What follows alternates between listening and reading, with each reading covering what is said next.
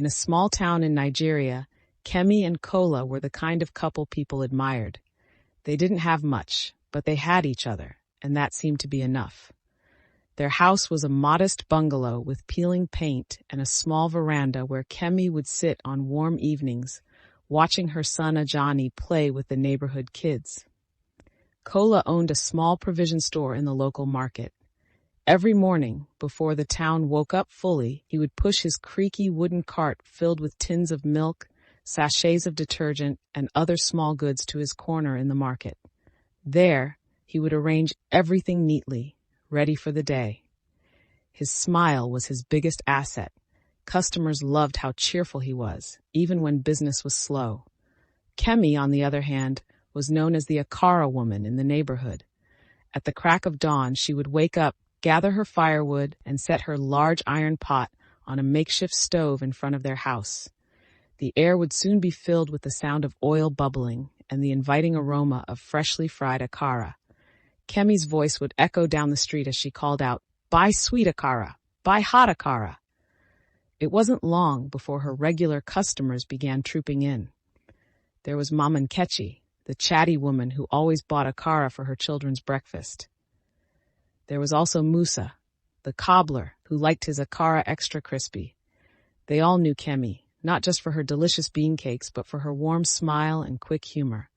At noon, when the sun was at its peak, Kemi would pack up her stand and head inside. In the small living room, Kemi, Kola, and Ajani would gather to share a simple meal. The living room wasn't much, just a worn-out sofa, a plastic table, and a tiny TV that only worked when the electricity decided to cooperate. Yet, the room was always filled with laughter. Ajani loved to crack jokes, and Kemi would respond with her playful scolding, while Kola sat back, shaking his head at the two of them. Kemi and Kola weren't rich, but they had moments of joy that money couldn't buy. On special occasions, they would scrape together some naira and take Ajani to a local restaurant where they'd share plates of jollof rice and fried chicken. Holding hands on the way home, they would dream about the future, a better life for Ajani, maybe even expanding Kola's shop or buying Kemi a bigger akara pot. One bright morning, as Kemi was setting up her akara stand, she noticed a sleek black car pull up across the street. It wasn't the kind of car you saw often in their neighborhood. The car door opened, and a tall, handsome man stepped out. He was dressed in a crisp white shirt and tailored trousers that looked too expensive for the dusty streets. Kemi straightened her wrapper and adjusted her headscarf, trying not to stare. The man walked over, his shiny shoes crunching against the gravel. "Good morning," he said in a soft, polite tone. "Good morning, Oga," Kemi replied, her voice a bit higher than usual. "I want 200 naira worth of akara," he said, pulling out a thick bundle of cash.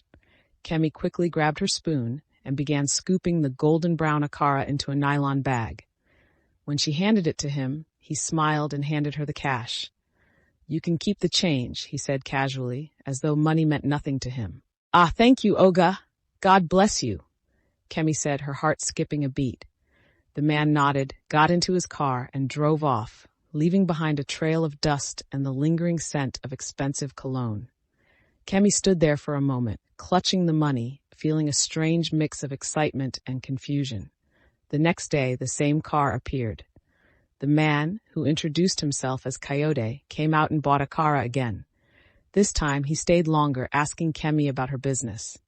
"Do you fry akara every day?" he asked, his voice smooth and warm. "Yes, Oga, every morning," Kemi replied, trying not to meet his gaze. "You're very hardworking," he said, smiling in a way that made Kemi's cheeks grow warm. And so it continued. Every day, Coyote would stop by her stall, always paying more than the cost of the akara and leaving her with generous tips. Over time, he started bringing small gifts, a bottle of perfume, a new wrapper, a pair of sandals. Kemi tried to resist at first. "Oga, this is too much. I can't take this," she said one morning. "Ah, it's nothing," Coyote replied with a dismissive wave. "You deserve it." Kemi's neighbors began to notice. Mama Nkechi raised her eyebrows one morning and whispered, "Kemi, this your customer is too generous, oh. Be careful." Kemi laughed it off, but deep down she felt something shifting inside her. One night after Kola and Ajani had gone to bed, Kemi lay awake staring at the ceiling. Coyote's words echoed in her mind. "You deserve it." She thought about the perfume on her dressing table, the sandals tucked neatly under the bed, and the wrapper she hadn't yet dared to wear. She glanced at Kola, who was snoring softly beside her. His face looked worn, a testament to the long hours he spent at his shop. She felt a pang of guilt, but quickly brushed it aside. Why should she feel guilty? Was it wrong to want a better life? The next morning, when Coyote came to her stall, he invited her to visit his house. "Just for lunch," he said, flashing a smile. Kemi hesitated. "I don't think I can." "Don't worry, it's just lunch. No one will know," Coyote said, his voice gentle but persuasive. That afternoon, Kemi told Kola she was going to visit her mother. Instead, she found herself in Coyote's lavish home. The house was nothing like her modest bungalow. It was a mansion with marble floors, leather sofas, and a chandelier that sparkled like diamonds. Coyote treated her like a queen, serving her food she had only seen on TV. He listened to her talk about her dreams, her struggles, and her frustrations. For the first time, Kemi felt seen, heard, and pampered. The visits became frequent. Kemi began spending less time at her akara stand, making excuses to Kola about her whereabouts. She stopped feeling guilty, convincing herself that she deserved this new life. When Ngozi, her best friend, noticed her new phone and expensive clothes, she confronted Kemi. "Where are you getting all this from?" she asked, her tone sharp. "It's nothing," Kemi replied, brushing her off. "Kemi, be careful. Don't let this man ruin your home," Ngozi warned. But Kemi didn't listen. The seed of discontent had grown into a full-blown tree, and she was too busy enjoying its fruits to see the storm clouds gathering. The changes in Kemi's life became impossible for Kola to ignore. He had always been a patient man, content with their simple life, but now his wife was unrecognizable. She had stopped frying akara entirely, leaving their usual customers confused and disappointed. At first, Kola tried to be understanding. Maybe she was just tired, he thought.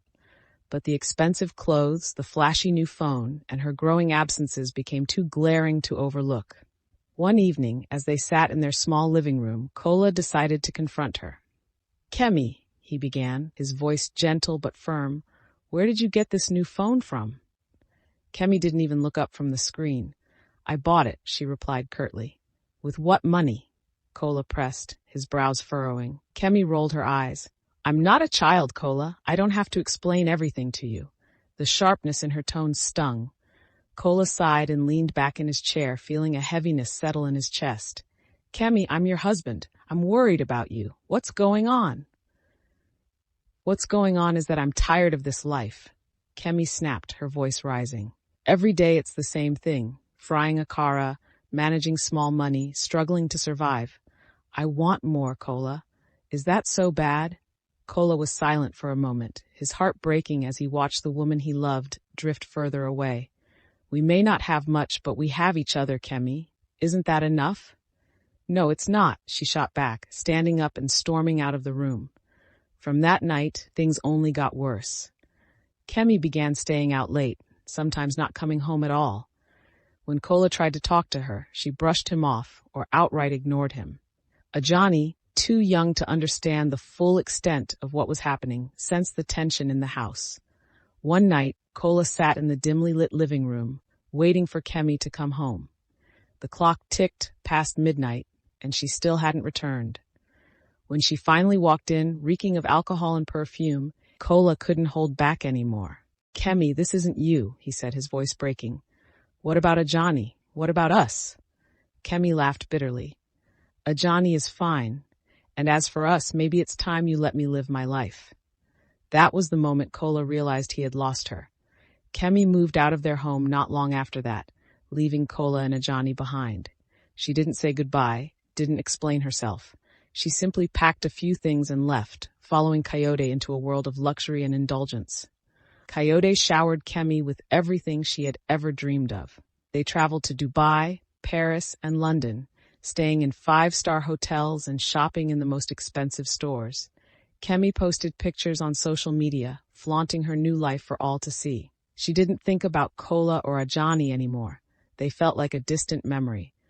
Meanwhile, Kola poured all his energy into his business. With Kemi gone, he had no choice but to work harder to provide for Ajani. His small provision store began to grow, attracting more customers with his honest and cheerful demeanor.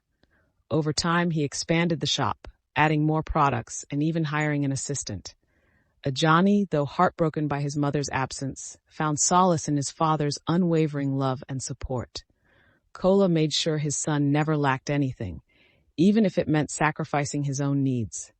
Back in her new life, Kemi was too blinded by the glitter of wealth to notice the cracks forming in her relationship with Coyote.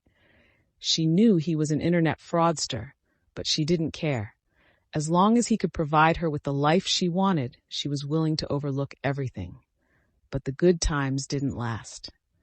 One afternoon, as Kemi and Coyote were lounging by the pool in their mansion, the sound of sirens shattered the calm. Police officers stormed in, arresting Coyote on charges of fraud and money laundering. Kemi tried to plead her innocence, but the evidence was damning. "You knew about his crimes," the officer said as they handcuffed her. Kemi's world crumbled around her as she was thrown into a cell awaiting trial. Years passed. By the time Kemi was released from prison, her once glamorous life was a distant memory. She stepped out into the harsh sunlight, clutching a small bag of her belongings. She had lost everything: her freedom, her dignity, and the man who had promised her the world. With nowhere else to go, Kemi decided to return to her old neighborhood. She walked the familiar streets, her heart heavy with regret. The bungalow she had once called home looked different: new paint, new windows, and a flower garden in front. When she knocked on the door, a woman answered. It wasn't Kemi's home anymore. "I'm looking for Kola," Kemi said, her voice trembling. The woman, who introduced herself as Ifeoma, smiled kindly. "Kola is my husband. He's at the shop." Kemi's heart sank. She thanked Ifeoma and made her way to the market. There she saw Kola, busily attending to customers in his now thriving store. He looked different, more confident, more content. When their eyes met, Kola froze. For a moment, neither of them spoke. "Kola, Kemi began, her voice breaking. "I'm so sorry." Kola sighed, his expression a mix of pity and resolve. "Kemi, I forgave you a long time ago, but I've moved on. We've moved on." Tears streamed down Kemi's face as she realized the depth of what she had lost. Kola had built the life they had once dreamed of, but she was no longer a part of it. Ajani, now a grown man studying abroad, had little memory of the mother who had abandoned him. Kemi tried to reach out, but the wounds she had left were too deep. In the end, Kemi was left with nothing but her regrets.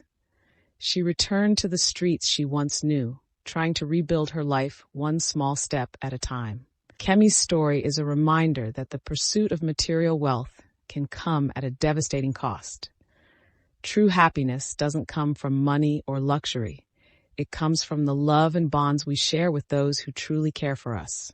I hope you enjoyed the story. If so, please like the video, share it with your family and friends, comment on it, and don't forget to subscribe to the channel and tap on the notification bell for more interesting stories like this one. Goodbye.